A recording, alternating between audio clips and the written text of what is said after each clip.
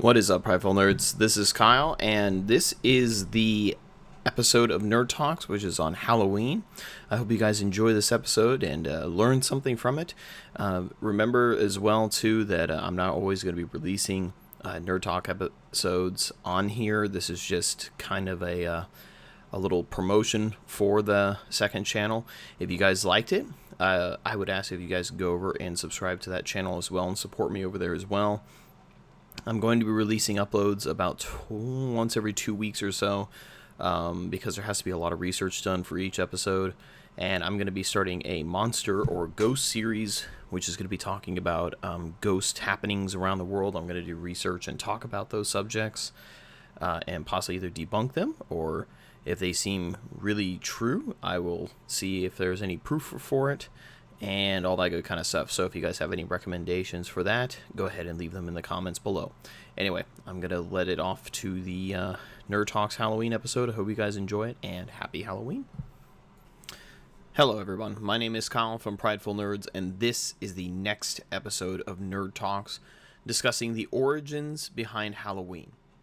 So guys, before we go ahead and get into the origins, I want to go ahead and explain what Halloween is to people who do not live in many Western nations, because many Western nations celebrate Halloween, but there are many places around the world that do not. So Halloween is a holiday where people dress up and they go around to doors and they say trick or treat, and usually the people who open the door have a bunch of candy or something that they give to mostly children, anywhere between the ages of anywhere between 5 and 18. And usually when you become an adult, you usually just decorate and you don't really participate too much in the holiday after that.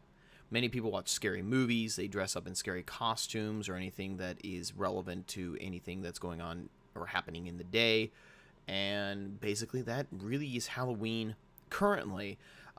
Many other places in the world, they still celebrate what's called All Hallows Eve, where it's actually majorly a Catholic holiday. This is a holiday where people go to churches and they'll pray for the people who have been long deceased, and they try to pray them out of purgatory. And if you don't know what purgatory is, it's basically limbo between heaven and earth, where a person goes to purgatory to pray out their sins until they enter heaven. And that's what purgatory is. So basically the purpose of All Hallows Eve is to be praying for those people to get out of purgatory. This is majorly celebrated in Scotland, the United Kingdom, or England, and Ireland, as well as Hungary and other places where Catholicism is the majority religion. Halloween is usually celebrated. Oddly enough, though, apparently Italy does not celebrate Halloween too much, even though that is the birthplace of Catholicism. Anyway, so what we want to go ahead and get into, guys, is the origin of Halloween. Where did it all start? Well, Halloween, we can predate it back about 2,000 years ago during the Celtic period. They also pronounce this Celtic, but here in the United States, we pronounce it Celtic. So I'll be using Celtic for the remaining of this video. So basically, the Celtic people celebrated 2,000 years ago a festival that looks like the word, it looks like Samhain, or Samhain. Sometimes the I is in front of the A, but it's actually pronounced Samhain. So the Celts used to celebrate this holiday, which they believed back then, most of the Celts were known as what was called pagan religions. These are the religions that used to celebrate what was called the old god, or the horned god, who created Earth through having a intimate relationship with the goddess Gaia, the giver of life, and they had a baby, and the baby was the Earth. Now, when a person dies in the Celtic and paganistic religion, basically what happens is you go to this world called Summerland. And Summerland, you're there for a time, depending on how good you were, depends on how long you were in this world. And then over a period of time, in many cases, in many beliefs, you return to the earth as another person. Staying in Summerland is not permanent. If you guys want another video going more into what paganistic beliefs are, and more of a description of what the horn god and the goddess Gaia, I did do an extensive study in college on how pagan religions work, and I'd be happy to make another video discussing that topic. But for now, the basics of how paganism works, or the Celtic paganism anyway, I should say, that's basically all you need to know. So for this world, actually for another description as well, when you're in Summerland, you can actually return to the world of the living at certain points in the time, and these are done through either the equinoxes, the summer and winter equinoxes, or also during these other points known as solstices. And these are the time where the moon and sun kind of change, and things like that. This is also known as change in seasons.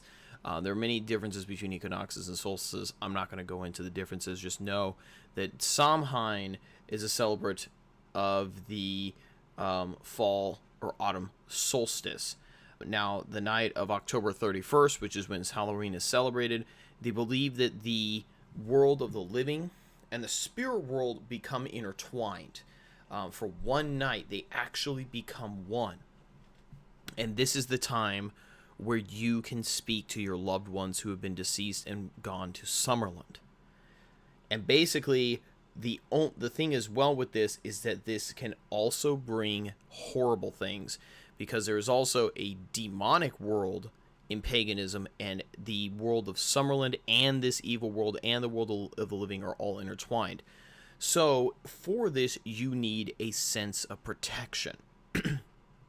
Now, this sense of protection is done through carving into a gourd a spooky face that you would also light a candle into and put it out on your front doorstep. Does this sound familiar to those of you who celebrate Halloween? It's the jack-o'-lantern. Obviously, the pumpkin is a New World thing, so in Europe at this time, they didn't have pumpkins. What they did have was gourds, white, small gourds. They were squashes in the Western world, and they would carve these gourds and put them out on their front doorstep. And what this would do is deter any evil spirits from entering your home. Now, the downside of this is apparently also scares off the good spirits. So if you're wanting to actually talk to a spirit that you want to contact, like let's say like a father or mother, you would have to go see a shaman or a local druid in order to contact these, or you hold your own festivals, but you have to do it in your backyard, not in the house, because you want to protect your house from the evil spirits. Now, they wouldn't just do this at their homes. They would also light gourds, and they would also decorate scarecrows in the fields, because they also believed that these evil spirits would damage crops. It was kind of a mixed holiday. It was a holiday where people celebrated and also were very afraid, because they didn't want the evil spirits affecting them in any way. So what they would also do is they would also dress up. They would wear gourds on top of their head if one was big enough. They would also dress up in spooky costumes and things like that. This was in order to deter evil spirits from affecting them. They're trying to scare them away from their villages. This celebratory would also happen as well on the eve of the 30th, which was called All Hallows Eve. And this is when they would also celebrate, because they basically were doing...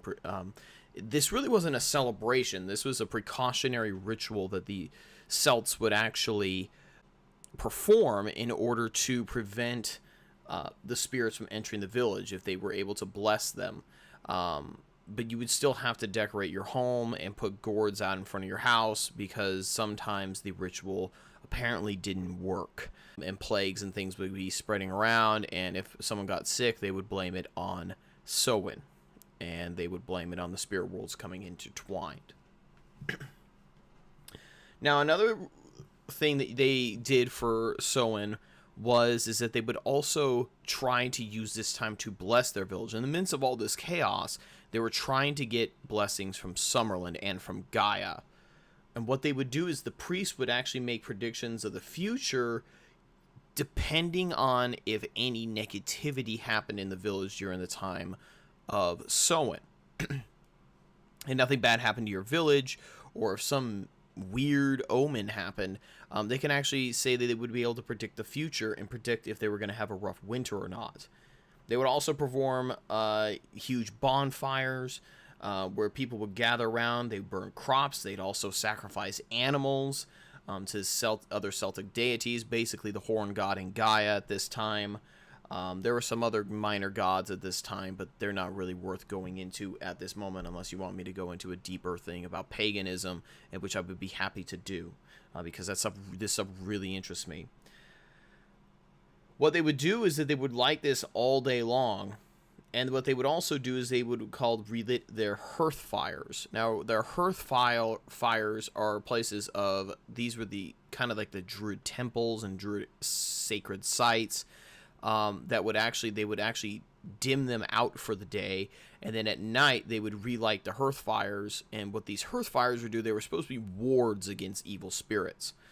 They would actually turn them off, because if they turned off the hearth fires, if they turned them off, they'd be able to counteract the spirits of Summerlin, because this would actually repel all spirits, not just bad ones. But they would do is they would relight it at the All Hallows Eve, the night of the 31st, and this would prevent any demons or anything like that from affecting them. But what they would also do is when the hearth fires were off, they would actually try to gain sacred blessings from Gaia to bless their crops, so they would have a good winter. Obviously, in the Western world, in Europe, winters are very harsh, and this was their way of trying to prevent winters from being very, very harsh. Is they would use this event, and they would also use the celebration of Yule, which was Christmas, in order to prevent a harsh winter. Even though Yule is done in December, this was more meant to kind of celebrate and try to get over the dulls of winter. It was more of a party than a blessing, but they did blessings at that time as well. So around 40 A.D., this is around the height of the Roman Empire. The Romans were starting to convert to Christianity. They basically, during this time, the Romans conquered much of the Celt world. And at this time, they turned a lot of this event. The Romans kind of brought in some new things. They brought this in and they took it more from a religious, paganistic event to more of a party. And the Romans basically, they started doing things like, bobbing for apples. They'll make, fairs and things like that. And they made it more of a celebrant of the harvest, the time of the harvest, taking away from more of the scary and the horrors of it.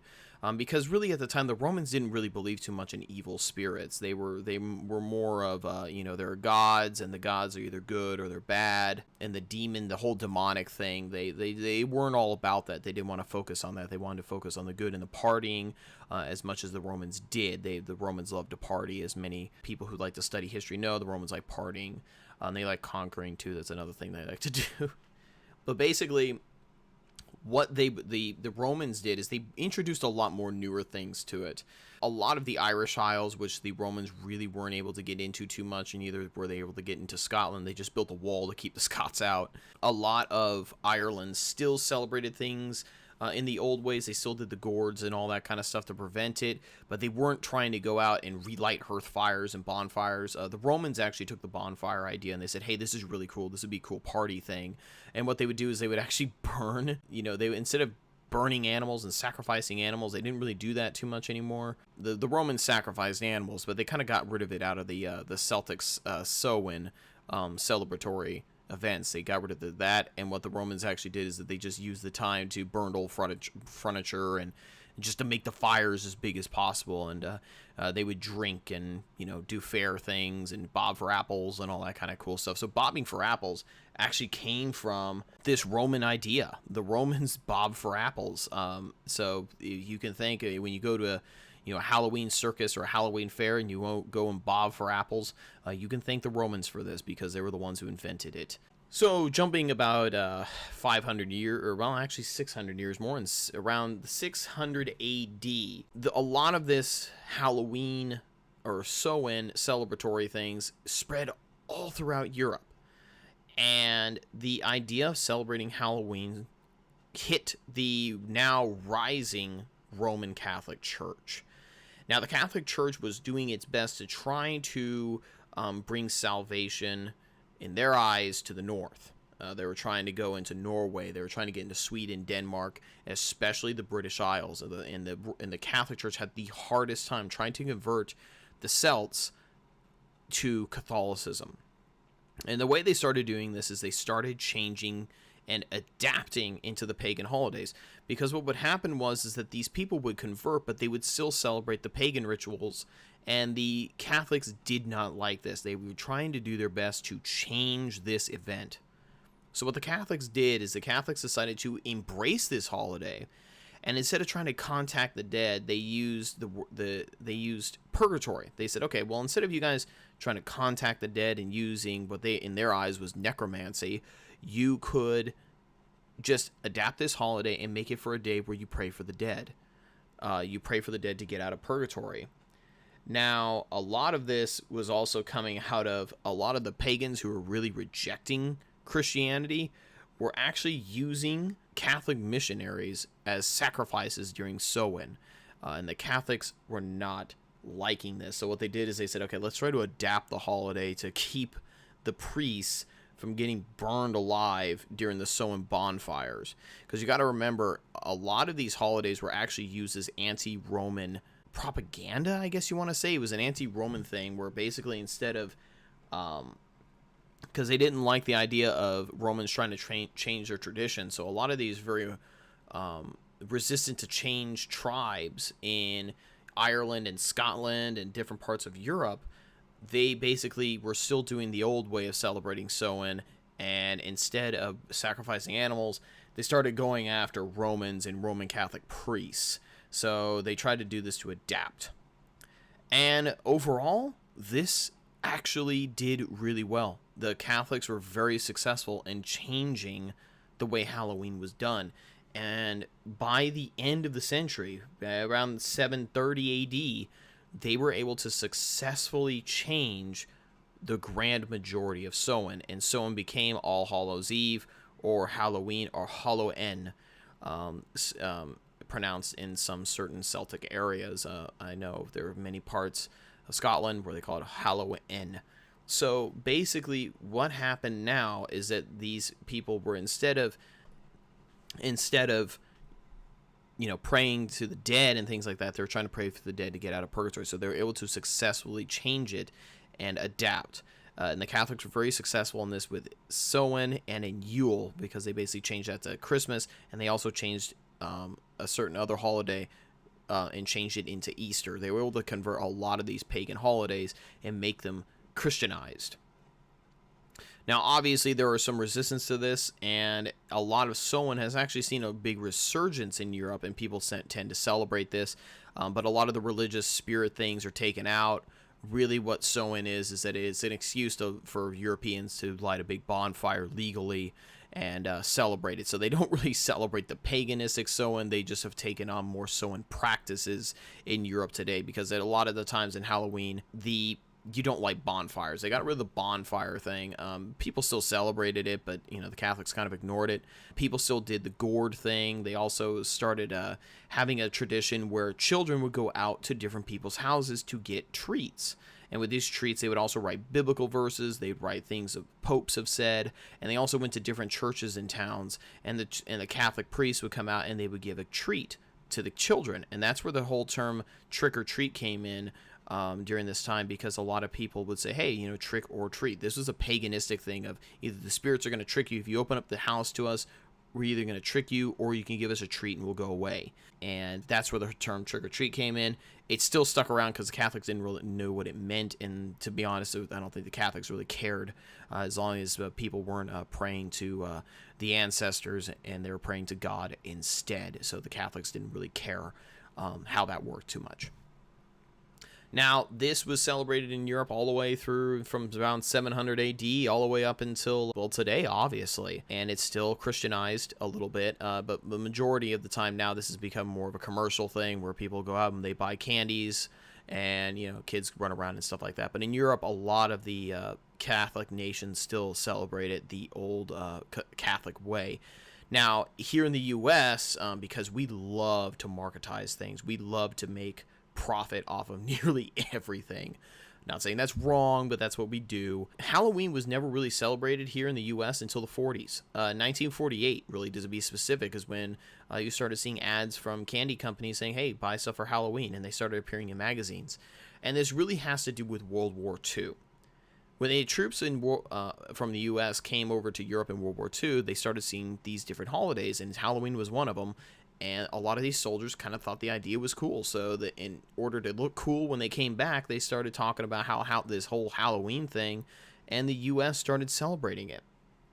really predating back from 1940, early time America, Halloween wasn't really celebrated. It was kind of a quiet Catholic holiday for the Scottish and the Irish and the Germans that were coming over and immigrating into the U.S.